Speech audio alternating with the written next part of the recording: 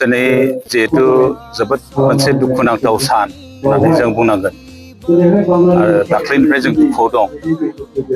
जिहेतु सिंगापुराव north east फेस्टिभेलाव बाहागो लाहैनायाव आसामनि सासे मुंदांखा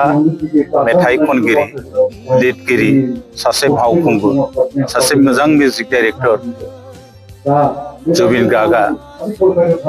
मालयेशियायाव जितु नर्थ इस्ट फेस्टिभेलाव बाहागो लानो थांनायाव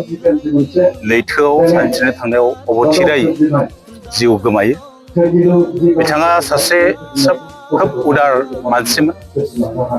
आरो बिथाङा गावनो बुंबाय थायोमोन जे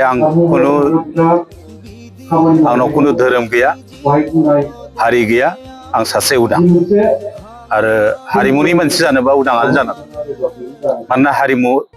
सिबिग्रा सासे मानसिया खुनु सिमा थाया आरो राजखान्थि भाबै बा रावै बा धोरोमै आलादा आलादा गावनानै थानाय जेবিলাক सुबुंफोर बेखौ ज' खालामनो हायो होनबा हारिमुआसो हायो। दिनै बेखौनो जुबिन गार्गआ फोरमान खालामो। जोंनि आसामाव थानाय जेसेबां गुबुन गुबुन राव रायलायग्रा हारि हारिसा दं गुबुन गुबुन धोरोमनि मानसि दङ गुबुन गुबुन राजनीतिक दोलोआव मानसि दं दिनै खिन्थु गासैबो बेफोरखौ बावगारजोबनानै बिथांनि थैनाय सानाव बिथांनि गोथै सहनि उन उन लाख लाख जे मानसि बेरायदों बे जोबोद साननो गोनां बाथ्रा। गतिके ज' खालामनो होनबा हारिमुआसो हायो। बिथाङा सासे उदां गोसोनि मानसि आरो बिथाङा बेल' नङा बिथाङा आसामाव थानाय जेसेबांनाखि हारि हारिसा दङ असमिया बर' बाङालि नेपालि होन कार्बि डिमासा बरक हाजं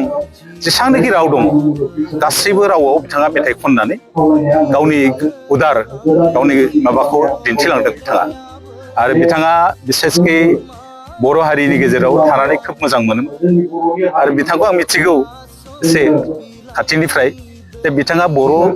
गामियाव थांनानै बर' हारिनि जेब्ला जानाय लोंनाय अनला ओंख्रिनिफ्राय लानानै गुबुन गुबुन माबाफोरखौ जानायाव बिथाङा खोब मोजां मोनोमोन जानाय लोंनाय। गतिके बर' सासे अनफावरिमोन बिथाङा आरो बर'नि गेजेराव गुबुन हारिनि मादाव हयथ' बिथाङानो बांसिन मेथाइ खनलांदों बर' मेथाइ जौसेनिबो बांसिन बिथाङा मेथाइ खनलांदों। दा बिथांनि बे थैनाय सानाव